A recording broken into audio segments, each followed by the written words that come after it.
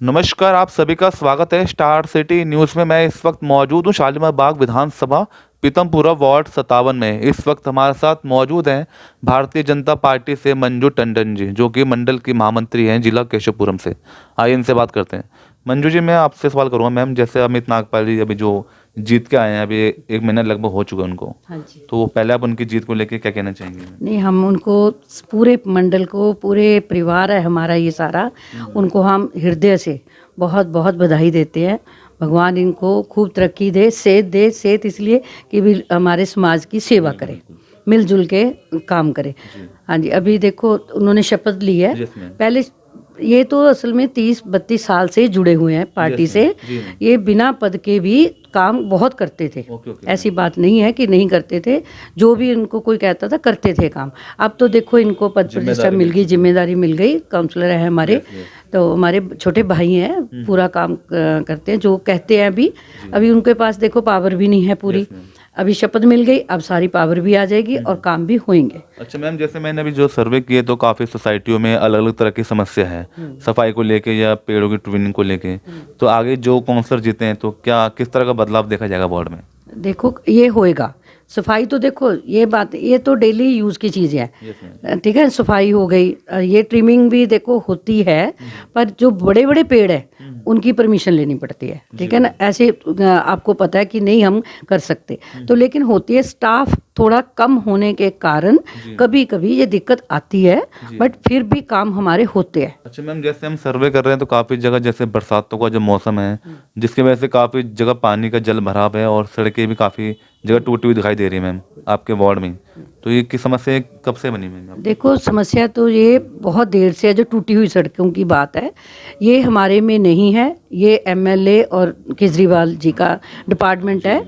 हमने बहुत आगे तक देखो इनकी बोला गया है, लेकिन ये नहीं सुनते। कोई सुनवाई नहीं होती? नहीं, सुनवाई नहीं है, बिल्कुल भी नहीं है सुनवाई इसकी। तो इसलिए ये जनता बहुत परेशान हो रही है इस चक्कर। हम खुद हैं, अभी अंजू जी के प्रयास से फंड इनका हुआ था, इन्होंने अपना पूरा लगाया बजट। अब देखो कब पैसा आता है। अब ये अपना नागपाल जी ने अब देखो शपथ ले ली। अब ये भी प्रयास करेंगे वो फंड को लाने की और बनाने की। कोशिश पूरी है हमारी। अच्छा मंजू मैम, जैसे आप जुड़ी हैं इस राजनीति में स्वयं, कैसे आपका आना हुआ इस राजनीति में? देखो जी, मैं तो हाउसवाइफ थी। मेरी हमारे एक नोन है अंजू बग्गा जी, वो रेखा जी के साथ है, बिल्कुल उनका राइट हैंड है। ऐसे हमारे घर में उनका आना जाना था, तो कहते कि आप क्या कर रहे हो घर पे, चलो निकलो।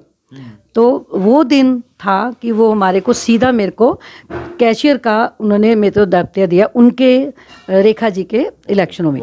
तो उस दिन से फिर मुझे धीरे धीरे इंटरेस्ट आने लगा और मुझे जन सेवा, लोक सेवा बहुत अच्छा लगता है। और मैं ज़्यादातर मतलब रहती हूँ, ग्राउंड में ही रहती हूँ। लोगों की समस्याएं छोटी मोटी, ज़्यादा नहीं है उनकी, छोटी मोटी है, तो हम सुनते हैं। जहाँ तक कोशिश होती है हम उनका पूरा भी करते हैं। अच्छा मैम, आप जैसे समाज सेवा करती हैं तो किसी संस्था द्वारा आप जुड़ी हुई कोई?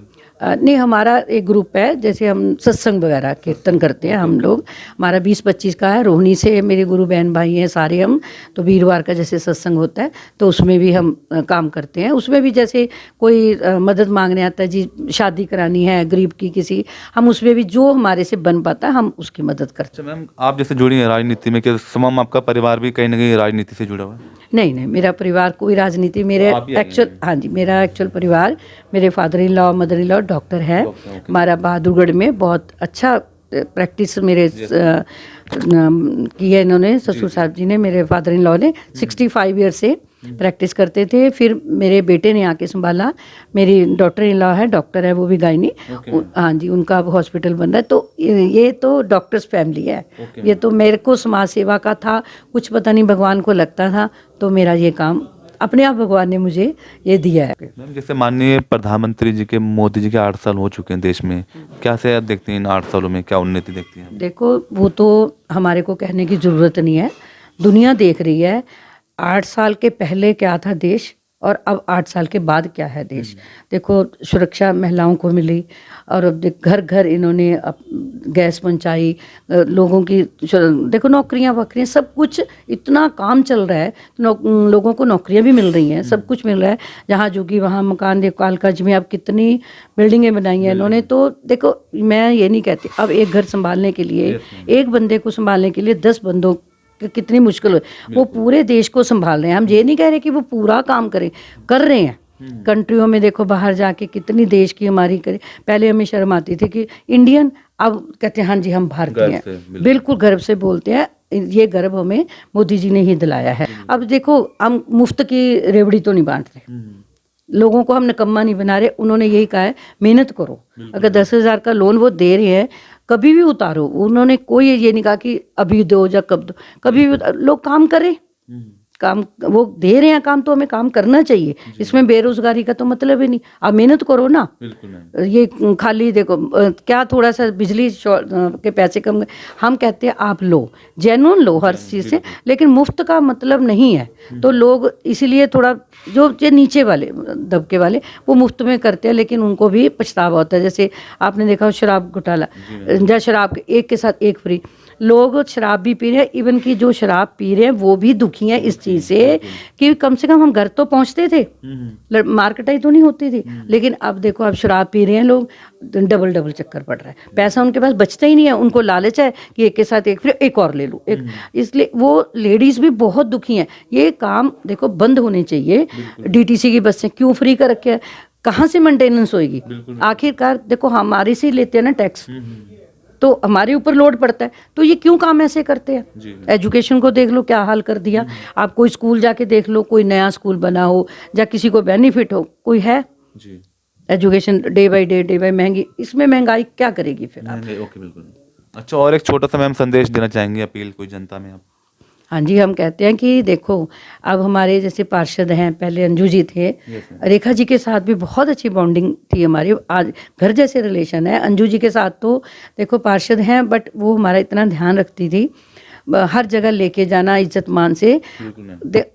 मेरा मकसद ये है बोलने का, जैसे नागपाल जी भी हैं, हम इनके साथ जितना साथ देंगे, संगठन से काम करेंगे, उतना हमारा देश तरक्की करेगा, उतना हमारा गली मोहल्ला समाज वार्ड तरक्की करेगा। तो इसलिए देखो कमियां सब में होती हैं, कमियों को ना देखते हुए पॉजिटिविटी में चलें, हम पॉजिटिव होके चलें तो देश तरक्की करेगा, हमारा वार्ड तरक्की करेगा। तो इसलिए मैं यही कहती हूँ, रिक्वेस्ट करती हूँ कि आगे बढ़ चढ़ कर अपना वोट बैंक अपना संभाल के रखो और वोट दो, ताकि मोदी जी को हम स्ट्रॉन्ग करें।